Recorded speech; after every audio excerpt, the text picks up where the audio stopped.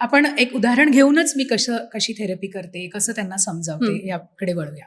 So एक माझ्याकडे अत्यंत यंग मुलगी आली होती. कॉर्पोरेटमध्ये काम करत होती, हुशार, मेहनती आणि भरभर वर तिला जायची इच्छा होती.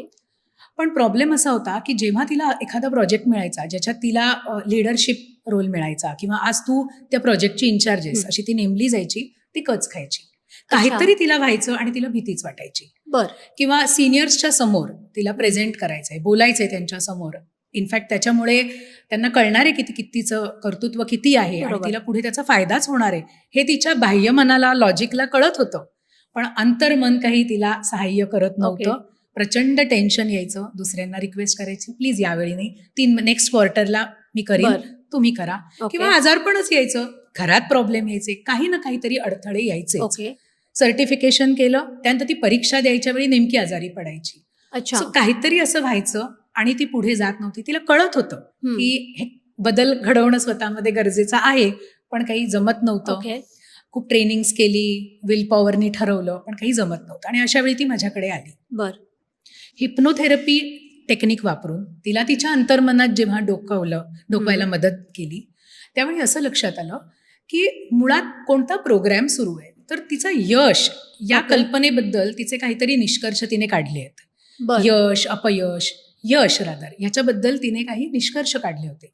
मग ते या जन्मात अशा इन्स्टन्सेसमध्ये किंवा अशा घटनांमध्ये जे तिने निष्कर्ष काढले होते त्याच्यावर थोडं काम केलं. आपण आज पास्ट लाईफ बद्दल बोलतोय, त्यामुळे मी थेट त्याच्याकडे वळते. नंतर जेव्हा आम्ही पास्ट लाईफ कडे वळलो तेव्हा तिची अशी एक पास्ट लाईफ आली जिथे ती राणी होती, पटराणी होती. आणि त्यामुळे बिचारी एकटी पडली होती. तिच्या महालात ती एकटीच होती. आणि पूर्ण आयुष्य तिचे हे विचार सुरू होते मनात की मी का राणी आहे, का एवढ्या या पदावर आहे, त्यामुळे मी एकटी आहे. यश मिळणं, मोठं पद असणं म्हणजे एकटेपणा. सबंध आयुष्य अतोनात दुःखात तिने घालवलं. आणि मृत्यू पावताना सुद्धा तिचे हेच विचार सुरू होते की नाही, याला अर्थ नाहीये.